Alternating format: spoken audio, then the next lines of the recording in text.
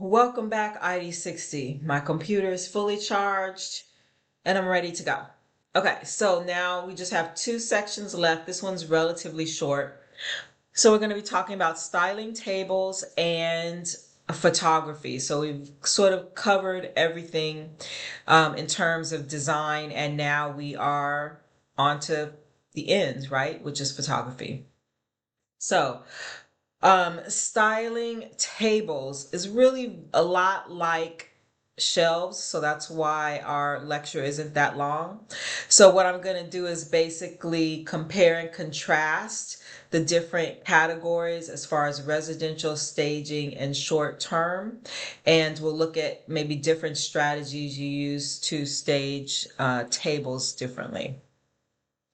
So just like art, the things that we put on the side tables and coffee tables really do start to create the story that your space is trying to tell. So either it's going to be personal if it is your client that is going to be living there, or if it's a stage, then it could be an item that really tells a story about what could be happening in the space, who could potentially use the space, or what's happening in the neighborhood. So, residential table styling really should be about personal expression, function for sure, right? Because the table is something we are actually using, and then there should be some warmth to it. So the key is that everyday usability is important. So it can't be so beautiful that I can't like kick my feet up on it if that's what I choose to do. So the styling should reflect the lifestyle of the user. So staging. So again, we always talk about this idea of neutrality. So you want it to be neutral and you want the items on the table to just have universal appeal. So it's going to be clean, it's going to be uncluttered, and the table size and function is more important than the personality, actually. So short-term rental is sort of a combination of both. And again, we haven't talked a lot about short-term rental, but that's like your Airbnbs, your Verbos, your traveling nurses. So people who aren't going to be staying there indefinitely. There's not a year lease, but maybe it's either a few days to a few months. So function again becomes important. The guest experience becomes important, and it definitely has to be aesthetically pleasing.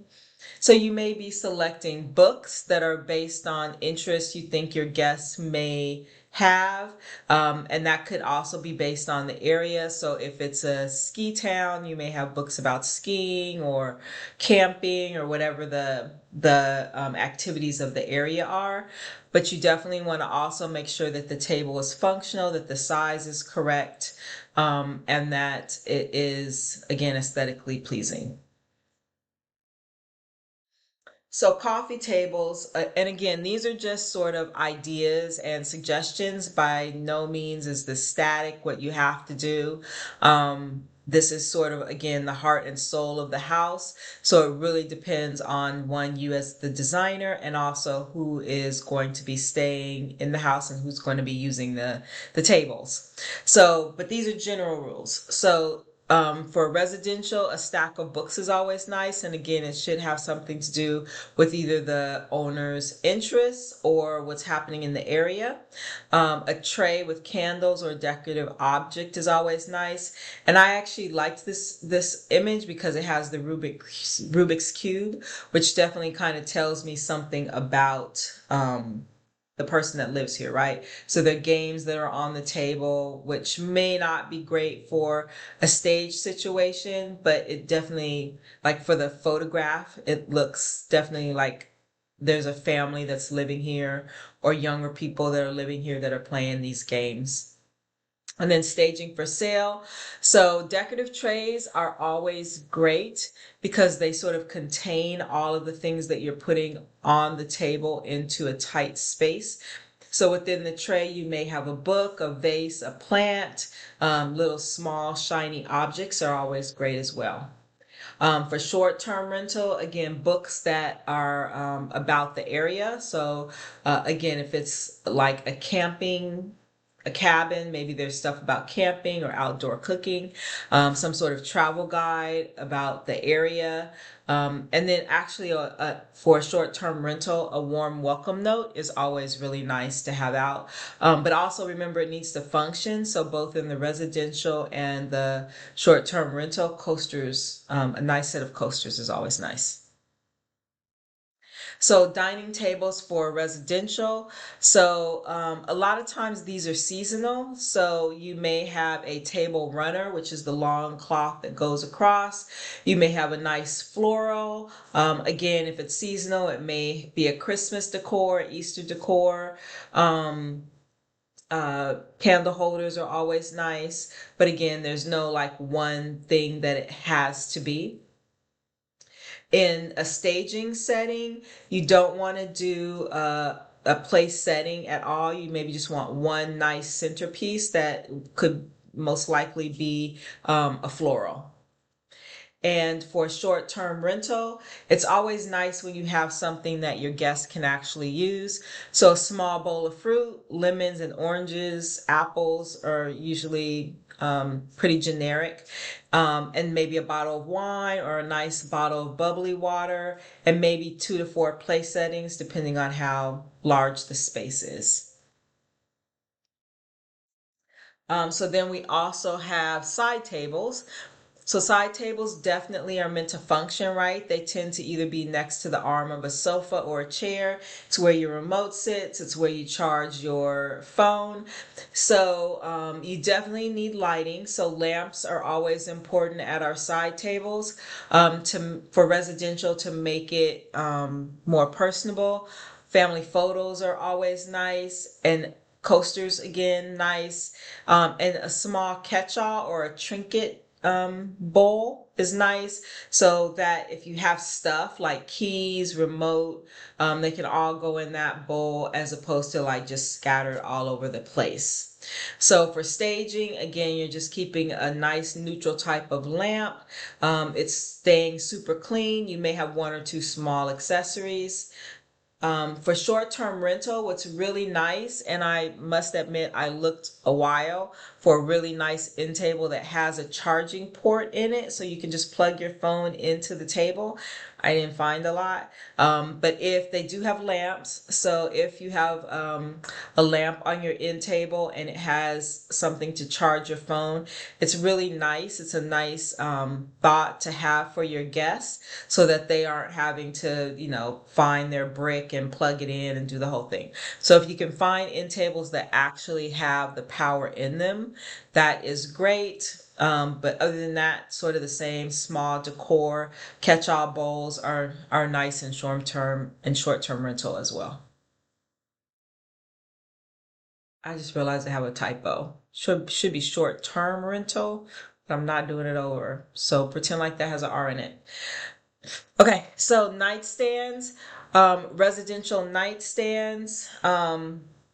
Again, you can start to use leaning art like we used in our bookcases, flowers, stacks of books, lamps, the trinket jar to put your stuff in at night. Staging, you want to keep again everything relatively neutral. We have that idea of the triangle again, actually, sort of in all of these. Like I see my triangle here, I see my triangle here. I have a small and a tall. I have a sort of glass and a solid. So again, I have again all of these varieties of textures and heights that we saw in the previous lectures. We're still seeing in the staging of tables. So small, medium, big thing is always good. And then preparing for your photo shoot. Look at that beach. Yay. I wish I was there. So photographing a space. So what is your role in the photography? Preparing the space for photography, lighting techniques, compositions and angles, styling for cameras, working with your photographers, and post production and marketing. So photos are probably the very, very, very first impression that a potential homeowner will have of a space. And so they need to be really well executed. So I always recommend hiring a professional photographer and allowing them to do what it is they do best, right? So whenever I've hired a photographer, I tend to be the backup person and I allow them to inform me and to educate me as to what maybe needs to change in the space.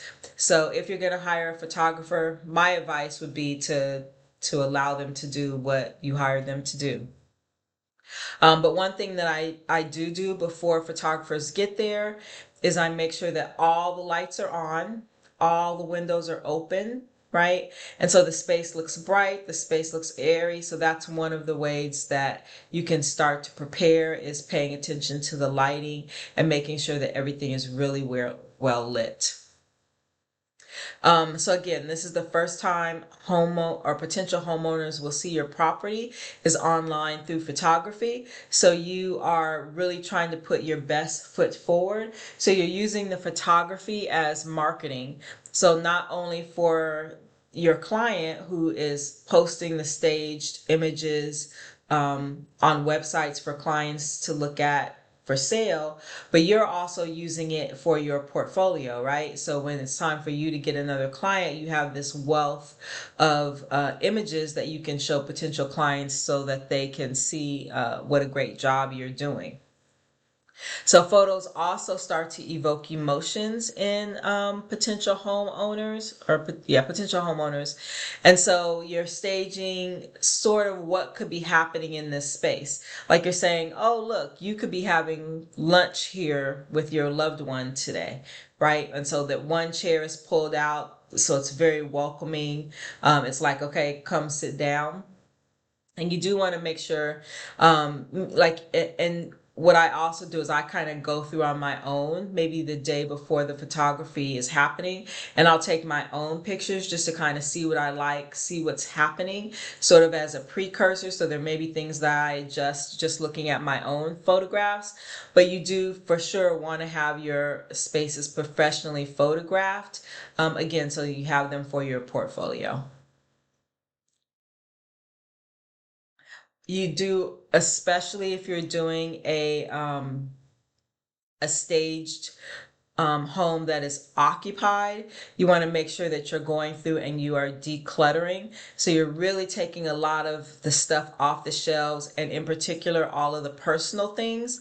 So you want to make sure that the house looks as neutral as possible for not only the photo shoot, but for a stage. You want to go through and do any touch-ups. So you're looking and making sure all of those triangles of 3 are working perfectly. You're making sure there's no dust.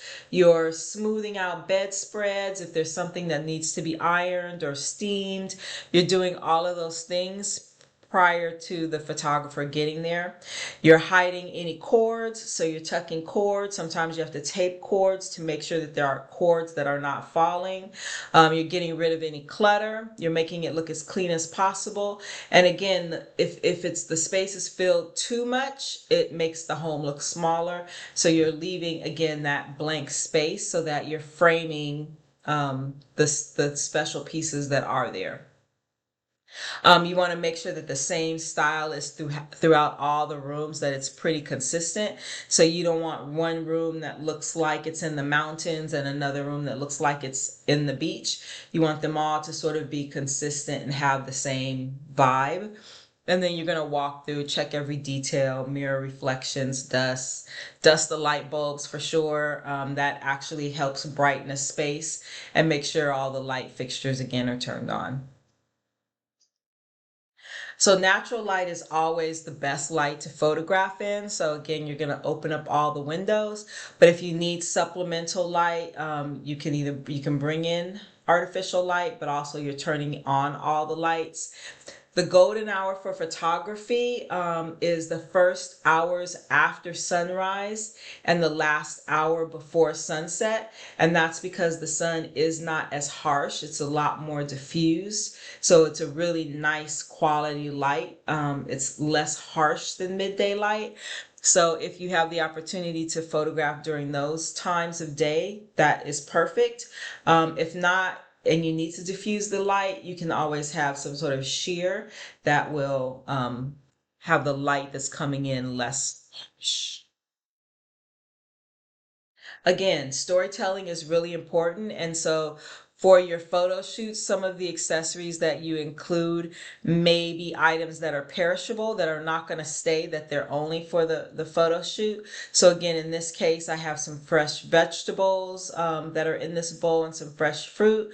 Those obviously are not going to stay for the entirety of the stage, but they do add to the photography to help sort of tell a story about what's happening in the kitchen. So you have to remember that less is more. So you don't want to overcrowd your photograph. The idea is that you're highlighting or accentuating the space, the architecture, the design, and the things that you add are just bringing a little bit of human element because you don't want the space to look completely empty. So less is more. You're adding life, right? So you're putting in like this hat and flowers. Tells me like she was just out in the garden. She threw her hat down, put the flowers down, and she went to go wash her hands or do whatever. So there's an element that something is happening here. The fact that the chairs aren't exactly all perfect tells me somebody lives here. So again, this idea of everything being so rigid and perfect makes us feel a little bit like, it's vacant, it's empty. Is anybody loving the space? But to have that one chair tipped says somebody's been here. Maybe she just got up and left. So we know about color and texture. I have run that into the ground about the threes, balance and symmetry. So you're looking for harmony in your frame, right? So you're learning, and the photographer is doing this as well, is cropping, out areas that may not be as important. And then you're also just avoiding overstaging.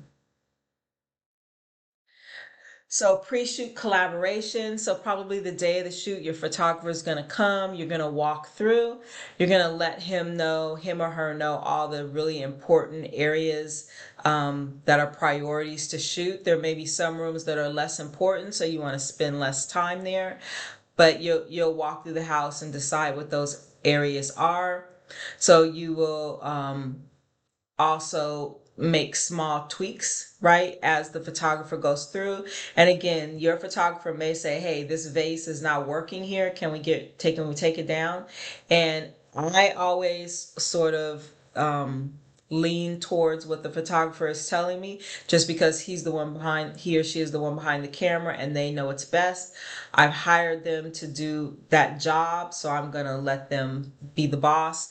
And typically I will adjust as needed. And if things need to move from room to room, or maybe there have been jobs where I bought one flower arrangement and that flower arrangement sort of traveled and got adjusted from space to space so as not to buy $500 worth of flowers.